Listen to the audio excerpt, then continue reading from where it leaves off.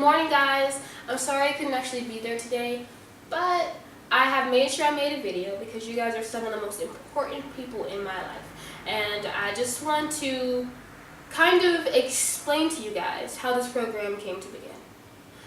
About 6 years ago, more like 7, I took a class called SLS at Valencia College.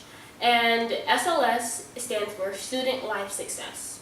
And it pretty much was about finding your purpose for life and finding out why you want to be here, what you want to do, and how to get there, which is how to get there is probably the most important part. And so I got this idea to start this program called Hope for the Hopeless. And it's really tough sometimes to try to relate to somebody when you haven't been there yourself. So what we try to do and why our program is so unique is we pretty much match up people with other people who have been through the same similar situations. It's always easy to say, I understand, I know where you're coming from, but unless you have actually been through some of the same things that person has been through, you cannot honestly and truthfully say that. And so that is what we try to establish and try to match up. And that's why you guys are so important to me, because watching you guys grow and watching you guys learn and become better people and become stronger people is what is important and near and dear to my heart. In this class I mentioned, we read this book called Tom's, and it's called Tom Start Something That Matters. And I'm pretty sure you guys know what Toms are. I'm pretty sure you guys all own a pair, couple pair.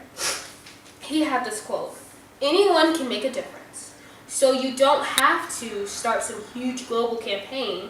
You can start as small as anything, and that is just as important. I like this quote because if you don't know the background of Tom's, he pretty much started his company in his house. He had this idea while he was traveling to match a pair of shoes that everyone bought to give another pair of shoes to somebody who needed it in a third world country. And it's like, wow, that is amazing. The fact that he started from his house, he hired interns from Craigslist. And he didn't start out in a huge corporate building and hiring millions of interns and millions of employees.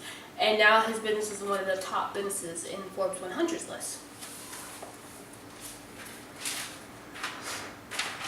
I pretty much got my career set in stone because of SLS. Because I established my purpose through my purpose paper.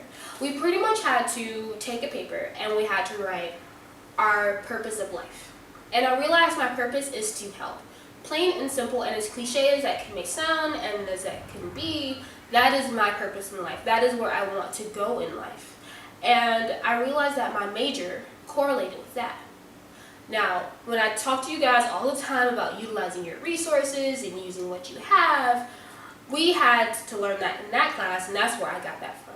I used to always lean on excuses, and I used to always say, oh, well, I'm creative and I'm expressive, but I can't technically write because I'm very bad at grammar and I'm very bad at spelling.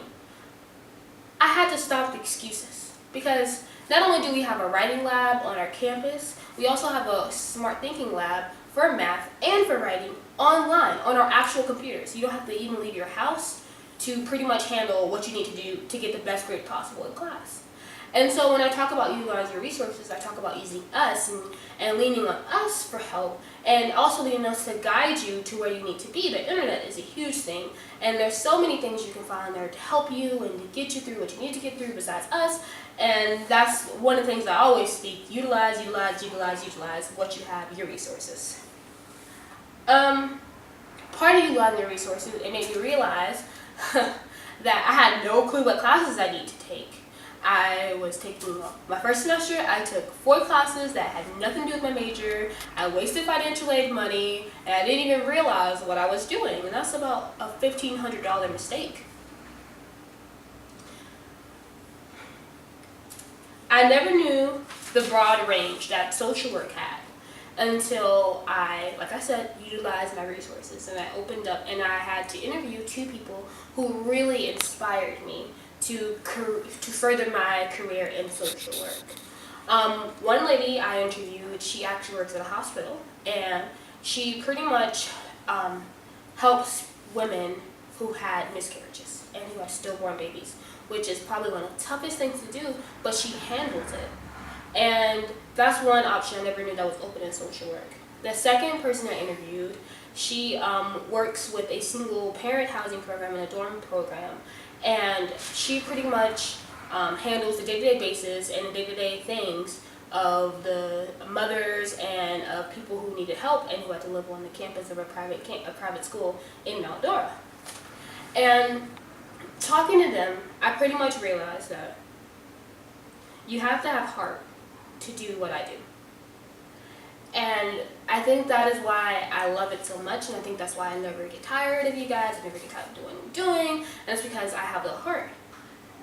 And to apply that into your lives is to pretty much just have the heart to utilize and to pretty much find your purpose in life, guys. That's all you guys have to do. If you need me, let me know. I love you guys. Again, sorry I couldn't make it. And if you have any questions, leave comments below. Bye, guys!